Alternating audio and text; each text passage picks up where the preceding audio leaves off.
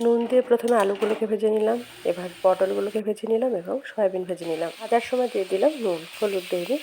এবার মশলা কাজু বাদাম, পোস্ত, চাল মগজ, আদা, জিরে, শুকনো লঙ্কা দিয়ে একটা পেস্ট বানিয়ে নিলাম। এদিকে সবজিগুলো সব ভেজে নিলাম। কড়াইতে দিয়ে দেব সর্ষের তেল, আর ফোড়নে দিয়ে দেব গোটা গরম মশলা আর জিরে। এবার দিয়ে দিলাম আগে থেকে পেস্ট করে রাখা মশলা। ভালোভাবে কষিয়ে নেব।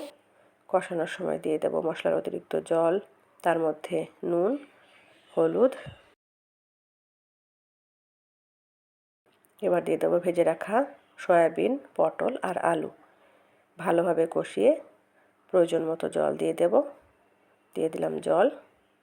এবার খুব ভালোভাবে ফুটতে দেব। ফুটে গেলে এর মধ্যে দিয়ে দেবো অল্প চিনি। আপনারা চাইলে গরম মশলা অ্যাড করতে পারেন। রান্না রেডি হয়ে গেল। ধন্যবাদ।